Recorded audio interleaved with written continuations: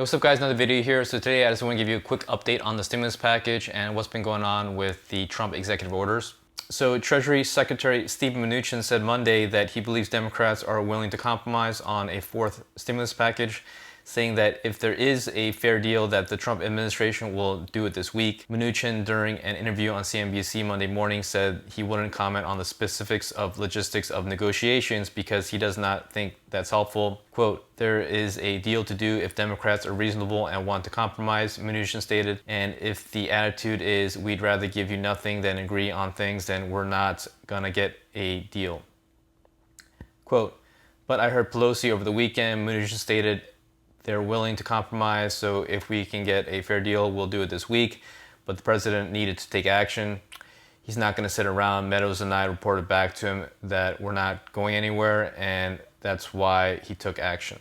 Over the past few days, Trump did sign the executive orders, so that included the $400 per week unemployment, the payroll tax cut, the eviction moratorium, and also the student debt payment relief. And it's going to look really poorly on the Democrats for Pelosi and Schumer if they do decide to appeal and take it to court to block the executive actions. So they're kind of stuck. So Trump did a play where, hey, I'm going to take action and give the people their $400 per week unemployment. And if the Democrats do block it, then it's going to look really poorly on them because they are going to be preventing these unemployed people to get their $400 per week.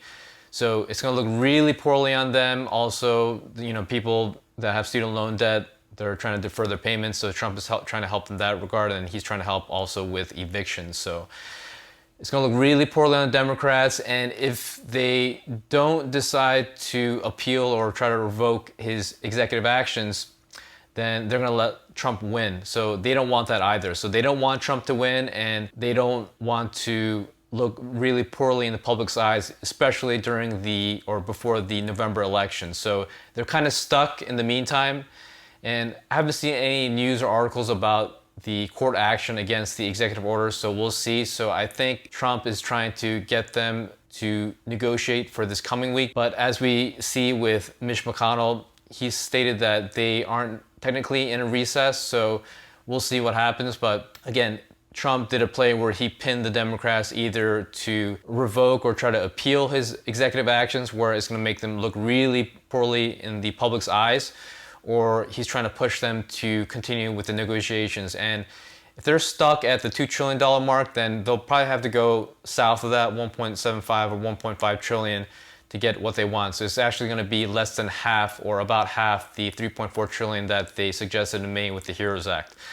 So Trump did a more cerebral play with the Democrats because he forced their hand in either trying to appeal his actions or try to move forward with the negotiations. And I'm not sure what's going on with the Senate and the House, but if they truly are not on a recess, then they could technically get a deal done this week as well. I mean, in actuality, if it's only Pelosi, Schumer, and Mnuchin and Meadows, then they could hammer out a deal and then they can do a quick vote, but we'll see what happens. So again, the stimulus check is nothing part of the executive actions. So again, don't expect that until late September. And let's see what happens in the meantime. And again, if they aren't truly on a recess, then it's probably good news for the general public that they'll get their unemployment hopefully by either late August or hopefully by late September. So anyways, thanks guys for watching the video. Please like and subscribe. If you are interested in my Amazon book, see the link down below. It describes how I became a multimillionaire at age 35 by only having a salary of 40K to 81.5K from the ages of 22 to 35. It goes over expenses, income, and more importantly, investing. So that's it guys, and stay tuned for the next video.